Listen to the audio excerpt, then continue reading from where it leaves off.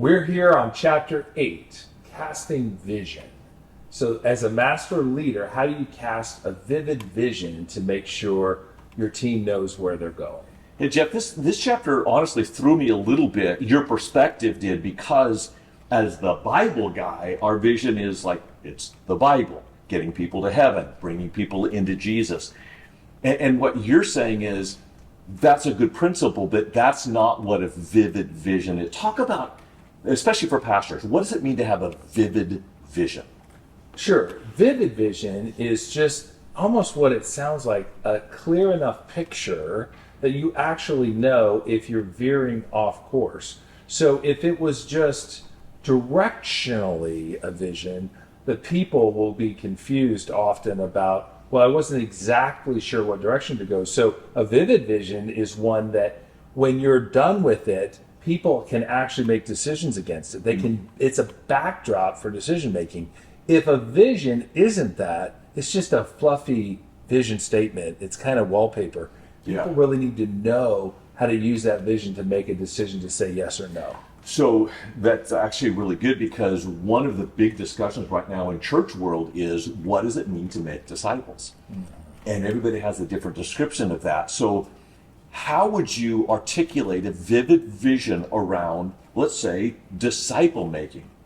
Like, so for example, if we said, what does it look like to be a disciple? Does that mean we're reading scripture every day? Does that mean we're more spiritually mature? Does that mean that our behaviors are changing? And so we would cast a vision for what it means to be a strong disciple of Christ, and give enough description that people know if they're not following that path. So I can measure it. I can measure whether I'm meeting the vision. Yes. That makes sense. So when we talk about strategy in the next chapter, we'll really understand how they come together with that.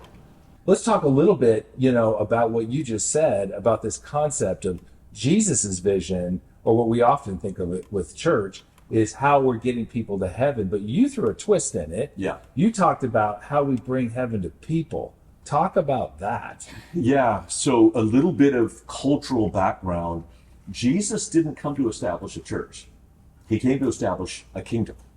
And when people think about Jesus' kingdom, they think, oh, it's in heaven. It's getting to heaven. No, he told us to pray, thy will be done on earth as it is in heaven. So our goal really, eventually get people to heaven. But the way we do that is right here, right now, to bring a little bit of heaven to earth. And that means that Jesus is a real king over a real identifiable group of people. Yeah, he's reigning from above, but so was Caesar.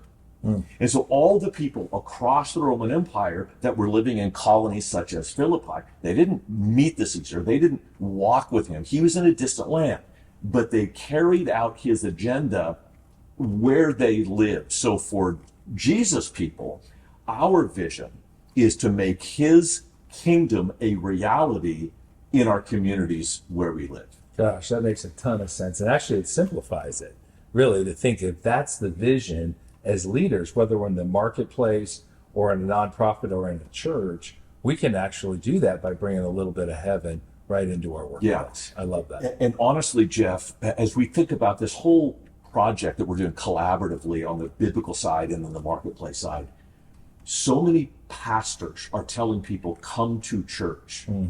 That's not going to get the vision. Yeah. It's when people leverage their businesses, their influences, their families, their hobbies, those are going to be the tools that actually impact culture.